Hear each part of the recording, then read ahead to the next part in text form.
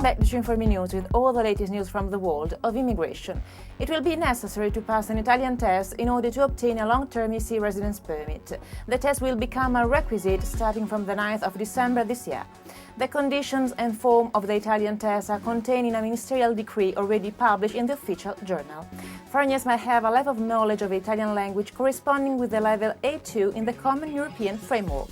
The examination will not be necessary, among others, for the children or applicants of their spouses under the age of 14 and including their illegitimate children, or for foreigners with serious language learning difficulties certified by the Public Health Service. According to the annual statistics report of the United Nations High Commissioner for Refugees, 43.3 million people were obliged to flee from wars and persecution at the end of 2009. This is the highest figure since the end of the 90s. In Italy, there are 55,000 refugees. The UN agency states that the figure of our country is very low as compared to other nations in the European Union, both in absolute and in relative terms. While around the world the number of new applicants for asylum increased by about 1 million, around 70,000 applications were presented in Italy in 2009, roughly half the number in the previous year.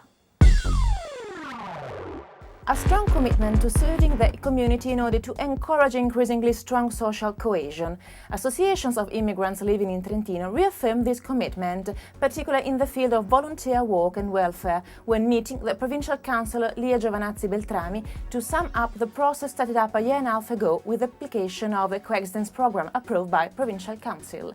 The immigrant associations took the opportunity to manifest their desire to dedicate their energy to serving the Trentino community, which they are proud to belong to.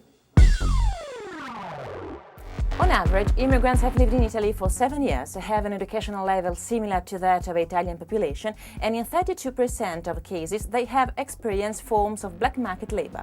Today, 29% are manual workers, 21% carers or home helps, and 60% work in hotels and restaurants.